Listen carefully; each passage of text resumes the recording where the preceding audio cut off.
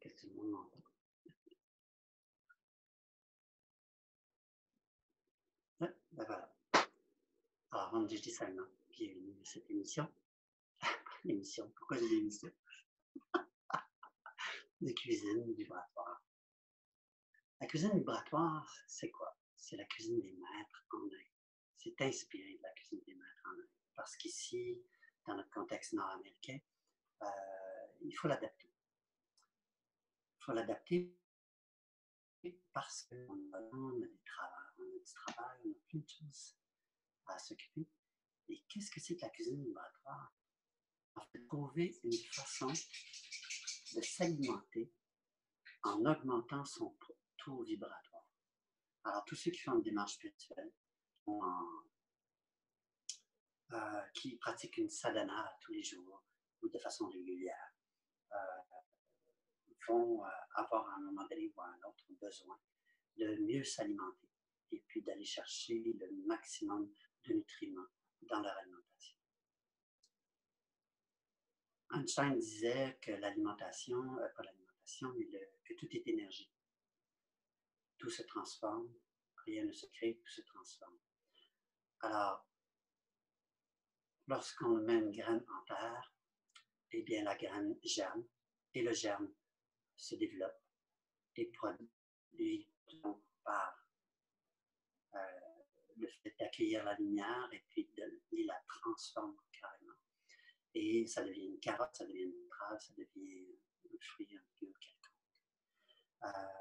Donc, dès la base, on comprend lorsqu'on regarde cette facette de l'alimentation ou de l'agroalimentaire, qui est question de lumière dès le départ, une question d'énergie dès le départ. Et on oublie souvent ça parce qu'on achète une carotte, on achète une betterave, on achète du céleri, on achète des choses comme ça. Alors, ce qu'on va faire avec la cuisine vibratoire, c'est qu'on va chercher à augmenter son taux vibratoire ou à le maintenir. Alors, on peut influencer soi-même les vibrations de notre nourriture, mais il y a d'autres façons de le faire aussi. Il y a soit en cuisinant avec des mantras, donc lorsqu'on entend des mantras et que l'on chante des mantras, l'énergie, la qualité vibratoire augmente et à ce moment-là, on est à même d'influencer ce que l'on prépare. Il y a une nouvelle science émergente qui s'appelle l'épigénétique. Et l'épigénétique, 5 à 10 ans maximum, et ce qu'on aide actuellement, ça correspond à peu près à 15% du potentiel génétique total. Le 85%, c'est ce qu'on appelle l'épigénétique, qui est déterminé ou qui est en train de se déterminer, si on veut, parce que tout est à découvrir, tout est à reformuler en épigénétique. Qu'est-ce qu'on fait lorsque l'on mange? Avec qui on mange? Comment on mange? De quelle façon? À quel moment? Qu'est-ce qu'on mange? Alors tout ça, ça a une incidence sur notre propre génétique. Et on se rend compte avec l'épigénétique qu'on peut reformater notre propre génétique. Et ça, c'est formidable parce que jusqu'à présent, on pensait que c'était totalement impossible et que c'était venu du père ou de la mère, et ainsi de suite, et qu'on ne pouvait pas rien faire avec ça. Alors, j'espère que tout le monde m'entend bien. Je crois que oui. Guy, est-ce que c'est possible de changer ta caméra de sens? Parce qu'on a de la difficulté à te voir. À me voir? Ben, en fait, c'est que t'es on aimerait ça que tu sois à la verticale dans l'autre côté. Ah, la verticale. Oh, ça, c'est plus compliqué. OK. Parce que là, sur nos écrans, t'es tout du mauvais côté. OK. J'avais tout établi le cadre en format de vidéo. Et là, ça ne va pas faire la même chose du tout, du tout. Non, c'est pas grave. On s'adapte, hein?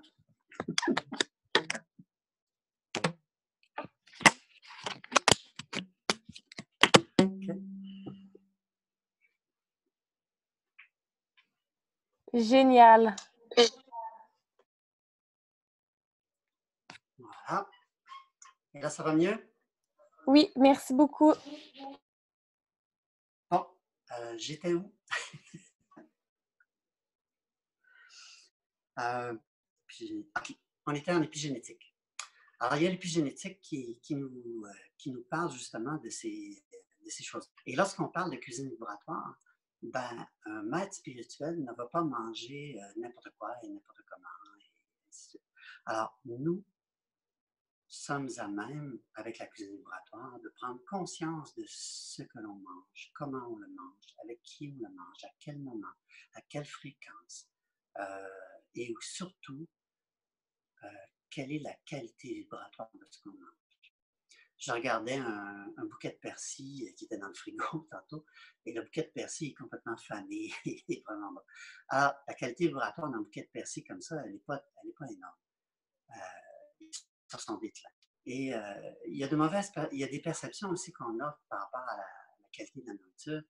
Je vais prendre entre autres un exemple sur un ananas. On croit toujours que l'ananas est très bon à manger lorsqu'il est jaune. Et très bon, il est sucré. Mais au niveau vibratoire, il est déjà dans son déclin.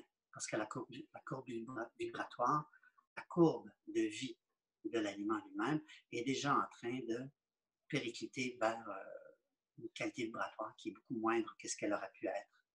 Alors, maintenant, moi, j'ai vraiment d'aller chercher un ananas vert et on le cuisine doucement pour regarder justement sa valeur intrinsèque au niveau vibratoire, au niveau nutritif. Et à ce moment-là, on conserve tout et on est sûr qu'on va mieux s'alimenter comme ça. Alors, c'est vraiment de cette façon-là qu'on peut arriver à le faire en faisant des mantras. Je reviens à ça, des mantras qui sont une possibilité. Et il y a une autre façon de le faire aussi. J'ai un petit peu de mort, ça va revenir. Alors, pas influencer, mais je dis augmenter le taux vibratoire de nos aliments par des mantras lorsque l'on cuisine. Donc, on chante des mantras avec une voix puissante et vraiment présent dans dans notre cuisine. Et on peut aussi influencer notre nourriture en partant des travaux du docteur Emoto. Il y en a sûrement entre vous qui connaissent les travaux du docteur Emoto, qui est un japonais scientifique qui a fait des photos de la structure cristalline de l'eau. Donc, il a pris des bouteilles d'eau avec des mots d'amour, il a pris des bouteilles d'eau avec des mots de haine et l'eau polluée, et dans le cas des mots d'amour, l'eau de source. Et au niveau de la valeur de la photo, il s'est rendu compte que tout ce qui était haineux et pollué, la structure cristalline était complètement déconstruite, elle n'était pas belle, elle n'était pas harmonieux. Et alors que tous les mots d'amour et ainsi de suite, c'est extrêmement bien constitué au niveau de la structure cristalline. Comme un cristaux de neige. Tout le monde a déjà vu la photo d'un cristaux de neige.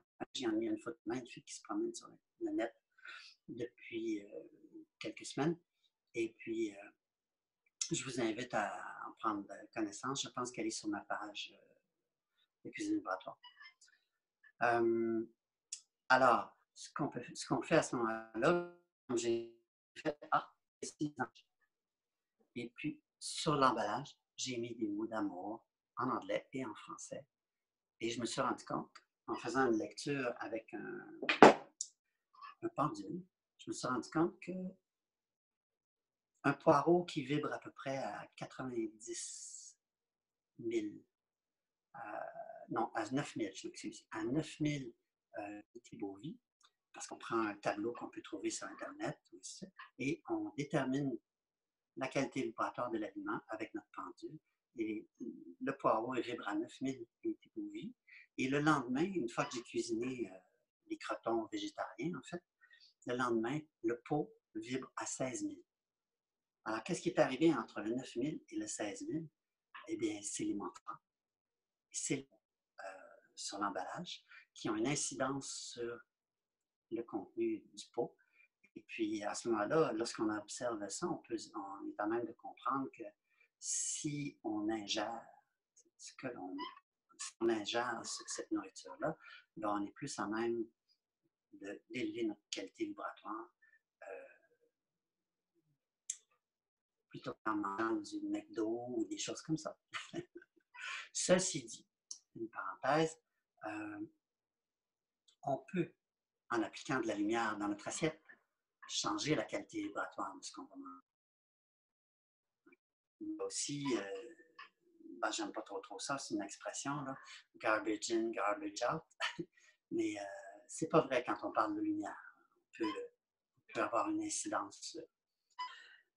L'idée, c'est pas de transformer tout ce qui est junk food en quelque chose de vibratoirement lumineux. C'est plus simple de partir de quelque chose qui est vibratoirement élevé, et puis ça, on le fait à partir de nourriture qui est fraîche. Donc, pour cuisiner, pour la cuisine vibratoire, on va partir de fruits, de légumes qui sont frais et non pas de produits transformés, le moins possible. Et puis, les légumes et les fruits, on va les transformer d'une façon non traditionnelle. Ce qui veut dire qu'on va essayer d'éviter les robots le plus possible, des choses comme ça. C'est sûr qu'on ne peut pas y échapper quand on fait un potage et qu'on veut avoir une texture onctueuse et crémeuse. C'est bien sûr, pas de problème. Et puis, comme j'ai parlé tantôt, on peut toujours changer la qualité vibratoire de la toute fin et puis l'aider à se rehausser. Mais au départ, si on n'a pas un aliment qui est vibratoirement intéressant, comme ici, je regarde, vous voyez, c'est beau, c'est vert, c'est vraiment impeccable. Et ça sent bon aussi. Alors, partir de ça, c'est beaucoup mieux que de partir de quelque chose comme ceci. Vous voyez, c'est flétri, c'est pas très vibrant. Il y a une grosse différence entre les deux, on peut voir. D'accord? Alors, tout de suite, ça nous donne une idée de la qualité des aliments qu'on doit acheter, qu'on doit aller chercher pour pouvoir cuisiner et augmenter le taux vibratoire de ce qu'on mange. Déjà, 8h15, on a 15 minutes de fait. Alors, ici, ce que je vous propose aujourd'hui, c'est de faire une petite recette. Très, très facile. Et en même temps, on va voir l'application potentielle de la cuisine vibratoire. Quand on parle de cuisine vibratoire, un maître spirituel, si on cuisine dans un état de colère, il va percevoir cette énergie de colère et il ne le mangera pas, à moins qu'il puisse transmuter ou qu'il se permette de transmuter la nourriture comme telle avant de l'ingérer, avant de le manger. Alors, c'est très important de faire attention à notre qualité vibratoire de ce qu'on mange. Si on mange, si on cuisine pour se débarrasser, ben, notre plat va être un plat de débarras. C'est vraiment bon. Et puis, à ce moment-là, il faut vraiment s'arrêter et se demander quelle est notre intention de départ. Voilà. C'est quoi l'intention de départ? Et ça, c'est dans tout. C'est dans tout. Et ce qui est merveilleux avec la cuisine vibratoire, c'est qu'on a un instrument, on a une façon de pouvoir développer notre état de conscience 3 fois par jour minimum à travers de la cuisine. Et on cuisine à tous les jours de toute façon et on doit le faire. On s'alimente de toute façon. Pas d'une certaine façon, mais toujours on s'alimente. Et je trouve que c'est un outil magnifique justement pour aider à prendre conscience de ce que l'on fait à tous les jours, de ce qu'on mange, de qui on fréquente, de comment on rencontre les gens. Alors, voilà, c'est dit, c'est fait. Ensuite de ça,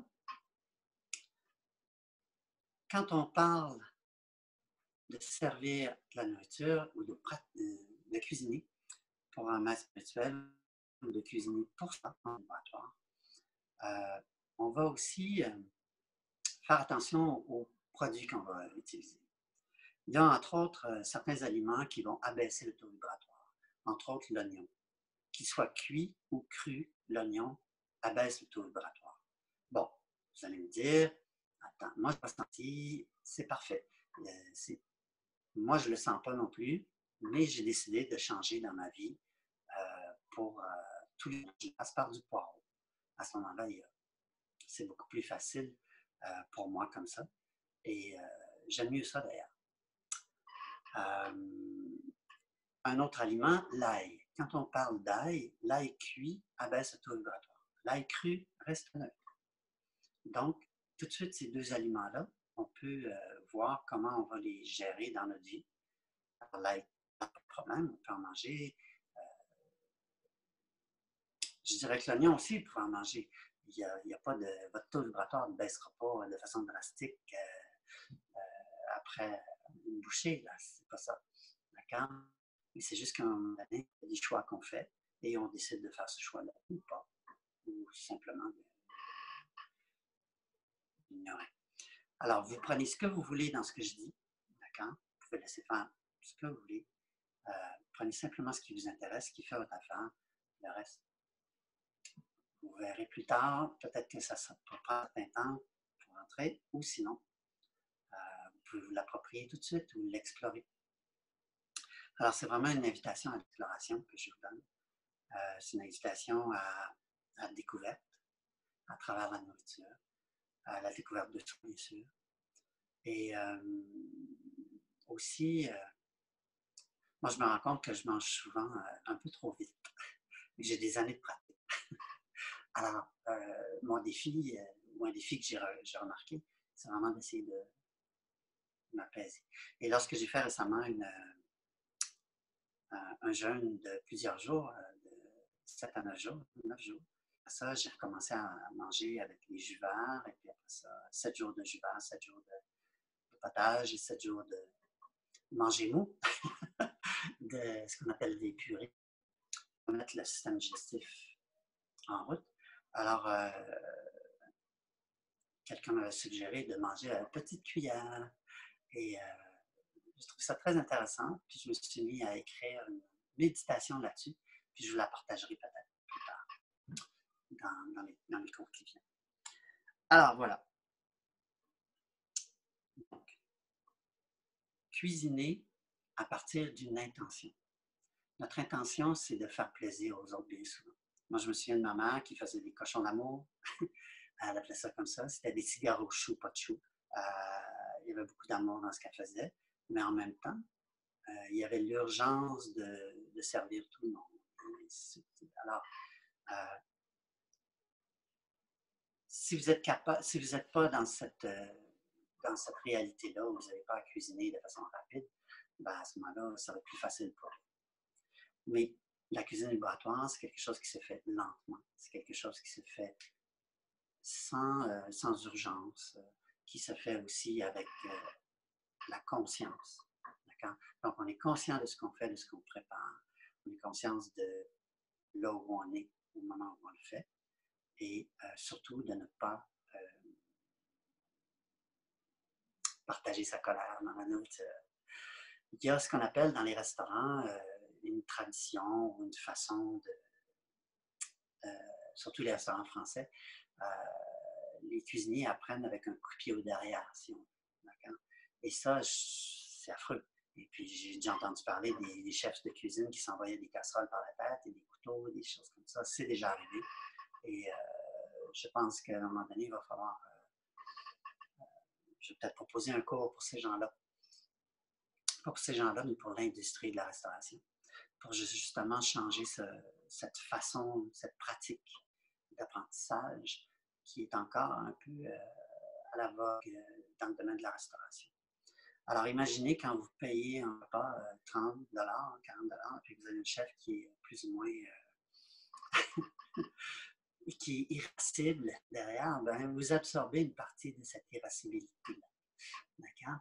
Et ça, je n'avais pas réalisé avant d'avoir pris, avant de faire de la cuisine vibratoire. C'est intéressant. Ceci dit, continuer d'aller au restaurant, ça ne veut pas dire que tout est en colère derrière dans la cuisine.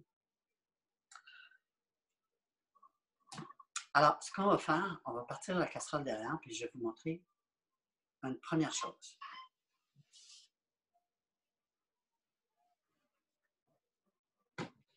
installe ça comme ça.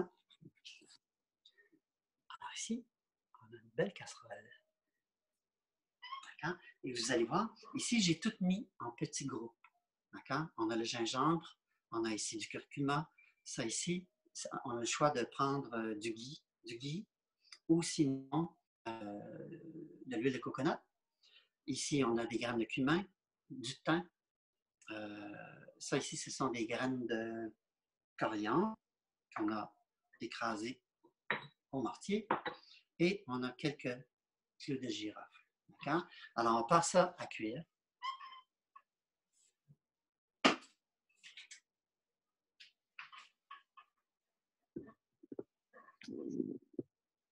Alors, c'est une cuisson lente, ce n'est pas une cuisson rapide. Hein?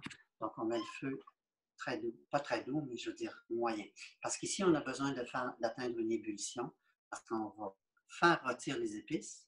Après ça, on va rajouter nos fèves moog qui ont été des haricots moog, des fèves moog, qui ont été mis dans l'eau pendant 24 heures. D'accord? Une fois que c'est mis dans l'eau, on les essore et ensuite on les égoutte et on va les jeter sur les épices qui vont être revenues pendant 2-3 minutes. D'accord? Ça rehausse les arômes, bien sûr. Et puis, après ça, on va mouiller ça avec de l'eau à rabat. Et on va laisser bouillir de 20 à 30 minutes, complète évaporation. Moi, je parle d'une complète évaporation pour une chose, c'est que la complète évaporation va nous permettre d'avoir une texture après réfrigération qui est plus solide pour pouvoir faire des croquettes avec, pour pouvoir faire ce qu'on veut. Et ça, j'en reparlerai plus tard. Alors voilà, ça c'est les fèves de moog. Et on va mettre aussi le jus d'un citron. Ça, on ne met pas tout de suite. Et jusqu'à complète évaporation. Une fois que ça c'est évaporé, on a une seconde poêle. D'accord? Et cette poêle-là, on a mis d'autres épices dedans. D'accord? Et ça, on va les faire chauffer très lentement pendant que le reste cuit, pendant la demi-heure que ça cuit. Donc, on met le feu à 2 ou 3 au max. Et ça va juste roussir un petit peu et vous allez avoir des arômes dans la maison magnifiques.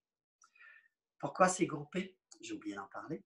C'est groupé parce que on permet à chaque aliment d'être dans sa propre énergie et de pouvoir conserver ses qualités énergétiques. Et en même temps aussi, la cuisine vibratoire, ce qui est très intéressant, c'est qu'on n'a pas besoin d'en mettre beaucoup des épices pour que ça goûte. C'est qu'en rehaussant le taux vibratoire de l'aliment, eh bien, l'aliment se décuple d'une certaine façon. Et à ce moment-là, on n'a pas besoin d'utiliser des quantités astronomiques d'épices pour avoir un goût fabuleux. Et tout ça, ça se fait aussi dans sa propre qualité vibratoire. Ça veut dire qu'à un moment donné, vous avez remarqué, je ne vous ai pas donné de quantité. Okay? Vous avez vu un peu ce que c'était. Pourquoi je n'ai pas donné de quantité? Parce que selon votre propre vibration du moment, vous allez ajuster les quantités d'épices et vous allez trouver l'équilibre qui vient avec la cuisine que vous allez faire. Alors, ça demande un certain alignement, ça demande une présence, ça demande une présence à ce qu'on fait, bien sûr. Et c'est là la beauté de la chose. C'est qu'à un moment donné, on arrive et on goûte à ça, puis wow! C'est hors de ce monde, c'est vraiment bon parce que ça amène le plat complètement ailleurs. Parce qu'on peut, il y a des gens qui font du dal, mais faire du dal en surveillant la qualité vibratoire de l'aliment, c'est autre chose, c'est complètement différent. Et c'est pour ça que je vous invite vraiment à l'essayer et à découvrir, à expérimenter. D'accord? Donc, ça se fait doucement, bien sûr.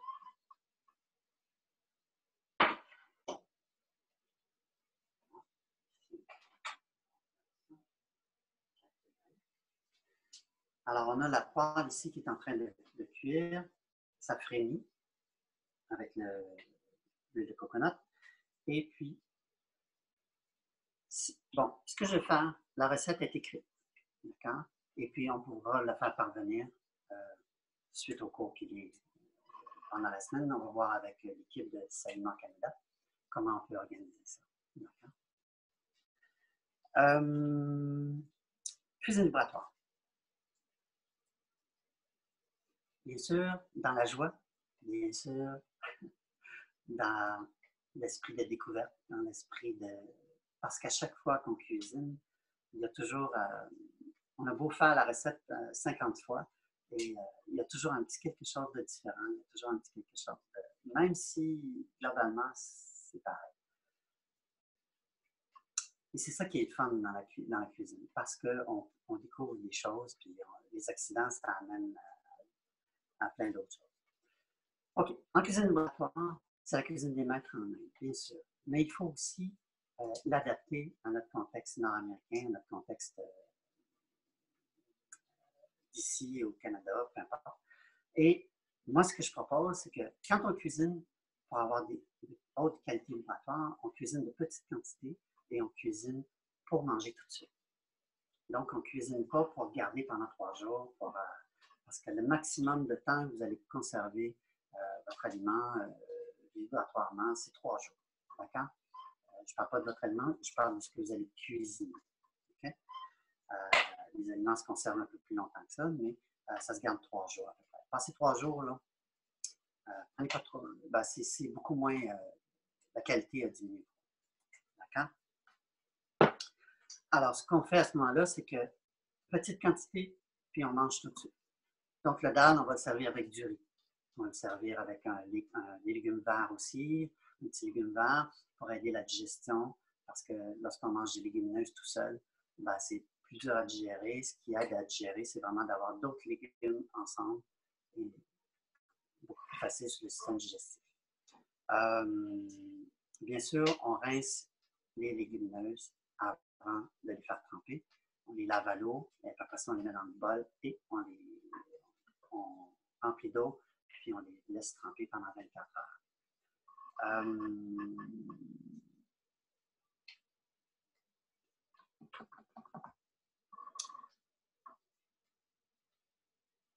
On les laisse tremper. Je cherche ce que je voulais dire. Ça va revenir. Donc, on les laisse tremper, on les égoutte, les légumineuses. C'est vraiment spécial de ne pas avoir quelqu'un en avant de soi qui t'aide à... Okay. Parler à une caméra, là. C'est pas facile. J'en reviens, je vais aller voir ça.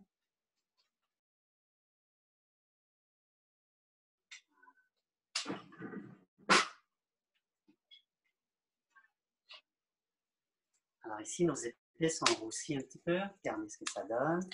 Voilà. On va mélanger ça maintenant. Voilà.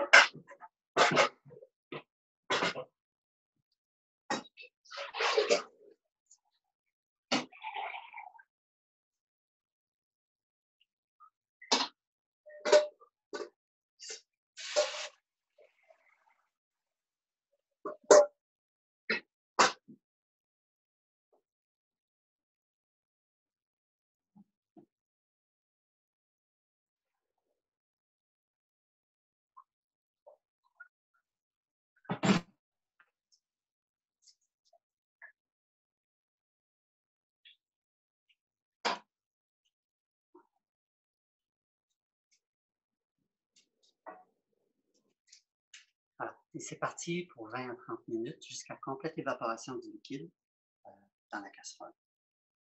Pas plus compliqué que ça. En cuisine vibratoire, ce qui est très intéressant, c'est que vous mettez ça là et vous faites autre chose. et il y a des gens qui se disent, ben non, on va l'oublier. Ben justement, il ne faut pas installer l'oubli dans ce qu'on fait. Il faut tout de suite aller vers, on cuisine en conscience. C'est là, ça reste dans notre conscience, mais on fait autre chose. Alors, c'est une autre façon d'établir notre danse culinaire, je vais appeler ça comme ça. notre danse culinaire dans la cuisine, parce que au lieu de faire les choses dans la crainte de, on est plutôt dans la conscience de, puis là, on fait ça. Ah, ça se fait, puis tout s'installe et tout se place, et on arrive à la fin avec quelque chose de formidable. D'accord? Ce que je vais faire, on va aller plus vite.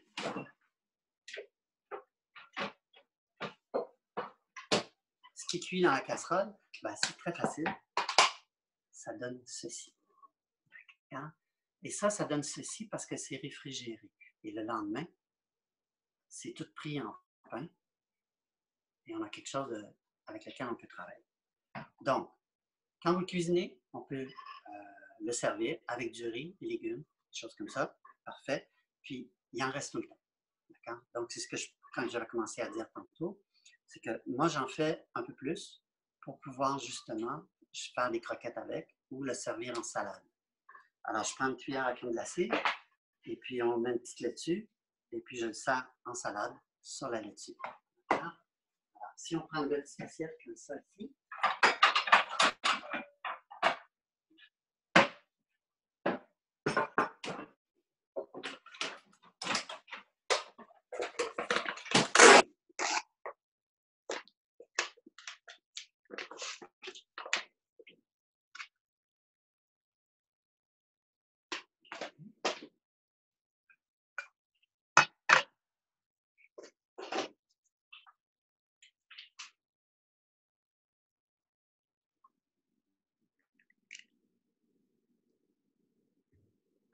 je vais vous montrer. Et voilà. Voyez, on se fait une petite salade comme ça. Le thym.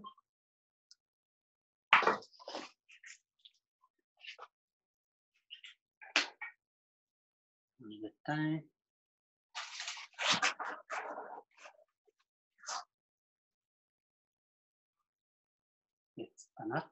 Et voilà, vous avez quelque chose de rapide pour le lendemain, pour servir pour des gens, des choses comme ça. Donc, c'est une solution B. Facile, d'accord? Et très agréable. Et moi, ce que je propose, c'est une petite vinaigrette avec. Pour faire une petite vinaigrette. Comment on appelle ça? Une petite vinaigrette à l'avocado. Ça peut être ça. Voilà. Je ne vais pas vous étourdir. Hein?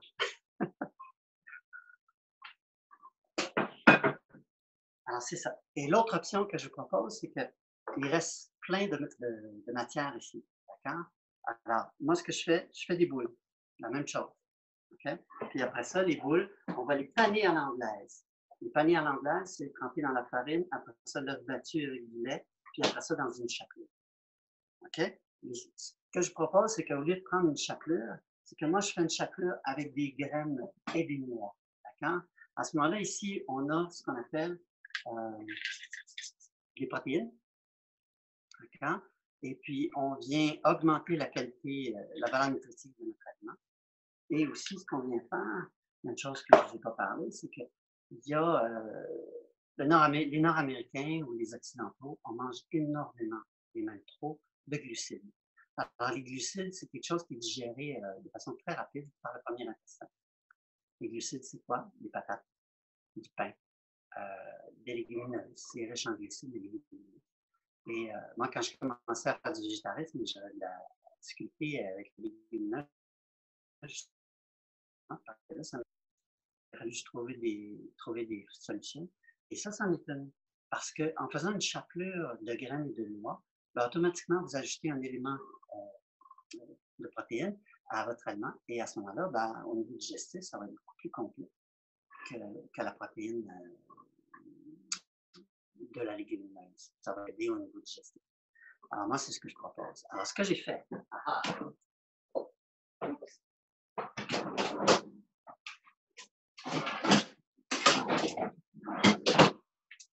J'ai fait ça ce matin. Hein? J'ai fait toutes des belles petites boulettes. Et après ça, on les roule. Bon, vous avez différentes options. On peut les rouler dans la farine. Et pour ceux qui ont du gluten, farine sans gluten, bien sûr. Ceux qui ont des problèmes de gluten, farine sans gluten. Et si vous n'avez pas de farine sans gluten, comme aujourd'hui, moi, j'en avais pas. Alors, ce que j'ai fait, je les ai roulés dans la fécule de maïs. Et la fécule de maïs, c'est formidable parce qu'on en a souvent. Et puis, ça fait simplement un enduit qui va absorber l'œuf. Vous avez des problèmes d'œuf? À ce moment-là, on enlève l'œuf, on met seulement du lait d'amande ou de soya, ce que vous voulez, pour humidifier ce qu'on a mis, l'enduit qu'on a mis. Et puis là, ça va faire une pâte. Puis après ça, vous roulez ça dans votre chapelure de graines et de noix. D'accord? Vous choisissez les graines et les noix que vous voulez, bien entendu. Et puis, une chose qui est importante, c'est lorsque l'on cuit ces croquettes-là, il faut que ce soit à basse température. Si vous cuisez à haute température, vous allez brûler vos noix, vous allez brûler les graines et vous n'aurez pas... et ça brûle vite. Il faut faire attention, simplement. Et en même temps, il ne faut pas faire attention. Il faut simplement être présent. D'accord? Voilà. Ça. Alors ici, ce que je vais faire, je vais en cuire 2-3, puis pour vous montrer. Et puis, on va faire une petite assiette, juste pour voir.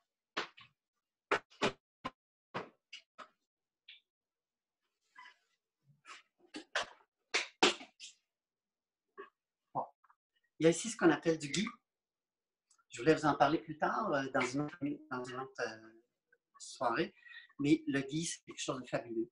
Le ghee, c'est du beurre qui est clarifié, duquel on a retiré toute la caséine.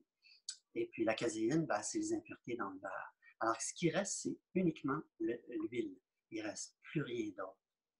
Alors, lorsque vous mettez ça dans une poêle, ben, il n'y aura pas de fumée. Il n'y aura pas de fumée. Et c'est formidable pour ça. Et ça maintient des températures très hautes, assez longtemps, avant de se dégrader. D'accord? Même que ça ne se dégradera pas. C'est le meilleur gras pour nourrir la cellule du corps humain. D'accord? Alors, c'est vraiment fabuleux. Ceci étant dit, ça ne veut pas dire de mettre du ghee à tous les jours, surtout. Moi, je propose plutôt de varier les gras. Okay? L'huile d'olive, le ghee, de temps en temps. Moi, j'adore ça sur les toasts le matin. Si vous prenez du déjeuner comme ça. Mais je propose plus le jus vert, d'accord? Qui est beaucoup plus vibrant à tous les matins. Moi, le jus vert le matin, c'est formidable. À faire tout le temps, ou presque. Alors, le ghee, vraiment formidable. Puis en plus, vous pouvez faire un petit lampion avec. Ça, c'est formidable. Pour faire l'arti, le saillement. Et c'est très agréable à cuisiner parce que justement, il n'y a pas cette fumée bleue. Et puis, c'est très facile.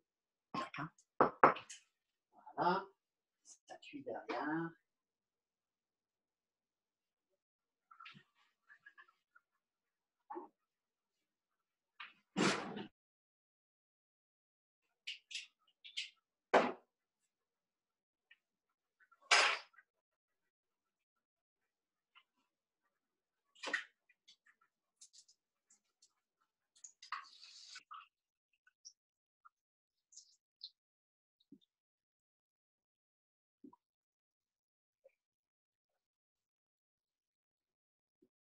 Alors, vous voyez la beauté de la chose.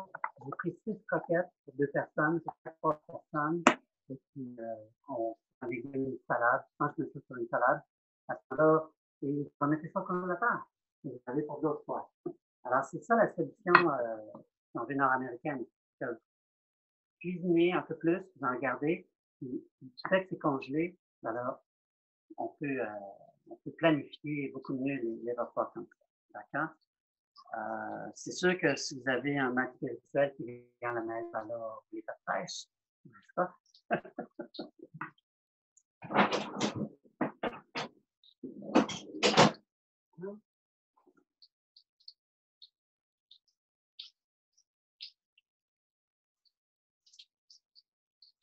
Oui, voilà.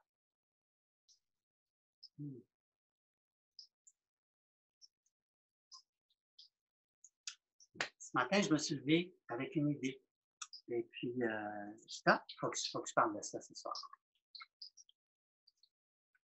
Manger de la couleur. Ma grande amie Marie-Catherine parlait de ça. Elle dit, manger de la couleur, c'est important. Je dis, oui, c'est vrai, c'est vrai, c'est vrai, c'est vrai. Parce qu'on mange beaucoup avec les yeux, mais aussi parce que la couleur, dans l'énergie, c'est quelque chose de formidable. C'est quelque chose c'est une fragmentation de la lumière, la couleur. C'est ce que Marie-Catherine me disait. Et ça me ramène à une histoire de... La première fois, je suis allé en Inde. Je suis en Inde, à Pondichéry, puis on arrive, on est 24 personnes, avec Jayendra Das, que je salue au passage. Et Jayendra est là, puis on est au restaurant. Et là, il y a 24 personnes qui doivent manger en même temps. Et là, tout d'un coup, Jayendra demande, qui veut manger bleu? Alors moi, je dis, c'est quoi ça? Là, il dit, n'y pensez pas, qui veut manger bleu? Alors là, je dis, OK. Après ça, il dit, qui veut manger rouge? OK. Et qui veut manger jaune? Alors là, il y avait établi 3 couleurs. Et moi, je suis rentré dans le jeu. J'ai dit, bon, ben, je me rappelle plus de couleurs. Peut-être bleu, peu importe. Et à chaque fois qu'on allait au restaurant en grand nombre, il fonctionnait de la sorte. Et j'ai trouvé ça fabuleux parce que c'est pas une question de qu'est-ce qu'on mange, c'est vraiment une question, voyons, de manger du dalle ou quelque chose comme ça. C'est vraiment dans la couleur, c'est vraiment dans l'énergie du moment. Qui est-ce qui vibrait bleu? Qui est-ce qui vibrait jaune? Qui est-ce qui vibrait rouge?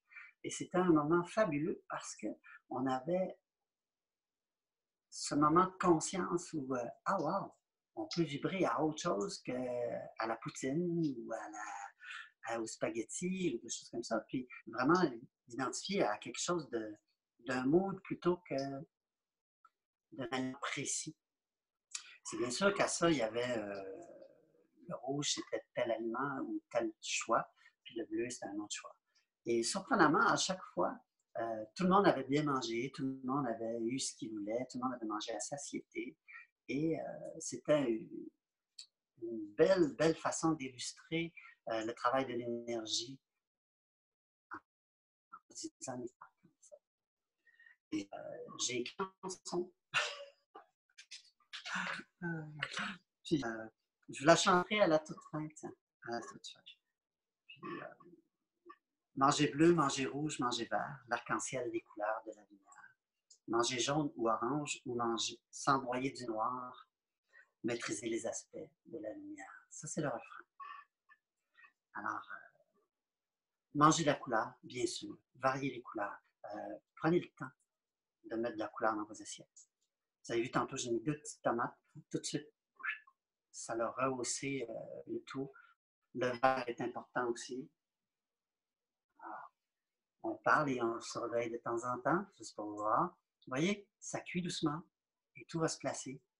Facile, facile. Pendant ce temps-là, je vais prendre une autre assiette.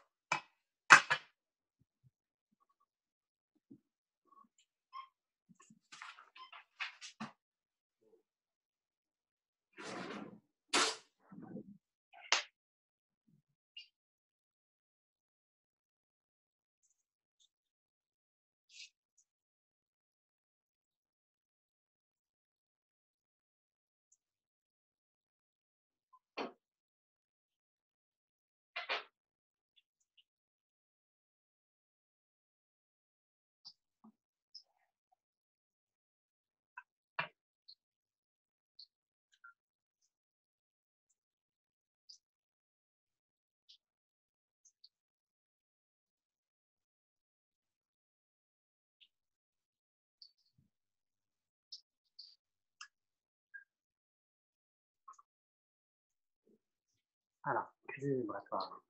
C'est surtout l'espace qu'on fait. S'il manque un ingrédient que vous êtes supposé pas bloquer avec cet ingrédient d'autres possibilités. Et peut-être que vous allez découvrir autre chose. À un moment donné,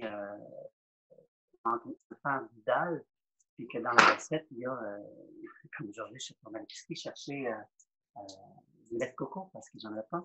Alors, le lait de coco, ben, c'est important d'en avoir, c'est sûr, parce que sinon, la recette, elle n'est pas, c'est pas la même recette. Il y a une base fondamentale à respecter. Mais ce qui est le fun, c'est de pouvoir créer des choses, d'aller à la découverte de d'autres choses. Puis on est souvent surpris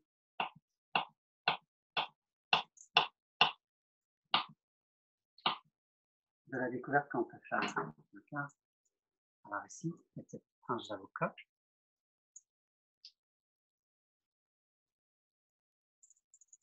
Je suis très joli. Bah, pas très joli, mais je vais son goût. Voilà. Petit avocado. Ça. Quelques brins de feuilles de coriandre fraîche. Voilà.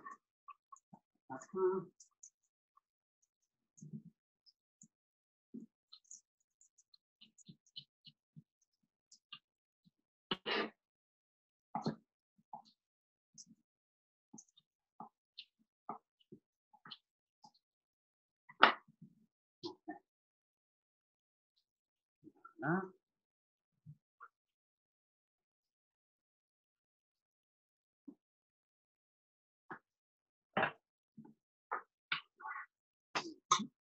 On a notre croquette.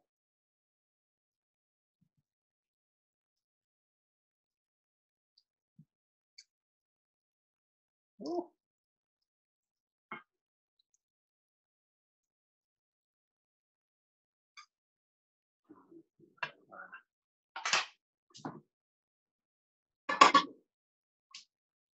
Alors voilà, petite présentation, très facile. On tourne ça. Ah! Un petit trip. Alors, on est rendu à une ébullition qui est très, très réduite là-bas. Je ne sais pas si on voit un peu. Je vous la porte pour voir. Vous voyez, ça réduit ici. Voilà. On continue.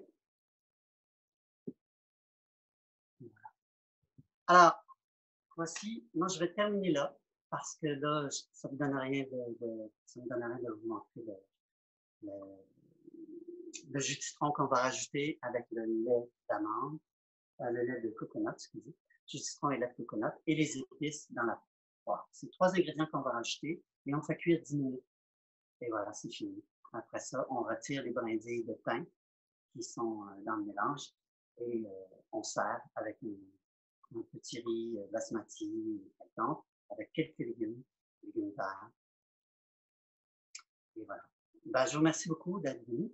Et puis, mangez de la couleur. Mangez rouge, mangez jaune, mangez vert. Je me rappelle plus la chanson. Faut vous la chanter. Mangez bleu, mangez rouge, mangez vert. L'arc-en-ciel des couleurs de la lumière. Mangez jaune ou orange, ou mangez du noir, ou sans broyer du noir. Maîtrisez les aspects de la lumière. Alors, merci beaucoup pour ce premier cours. Il y en a un autre la semaine prochaine et l'autre après aussi. La semaine prochaine, on va parler du gui. On va faire du gui, on va vous montrer. Et on va parler de potage, un potage mi-cru. Très intéressant parce qu'on va chercher les qualités vibratoires du frais et en maximisant les qualités vibratoires d'un aliment qui est cuit. Et on joint ça ensemble et ça fait quelque chose de fabuleux. Alors, je vous invite à découvrir ça la semaine prochaine. Merci beaucoup. Namasté. Au revoir.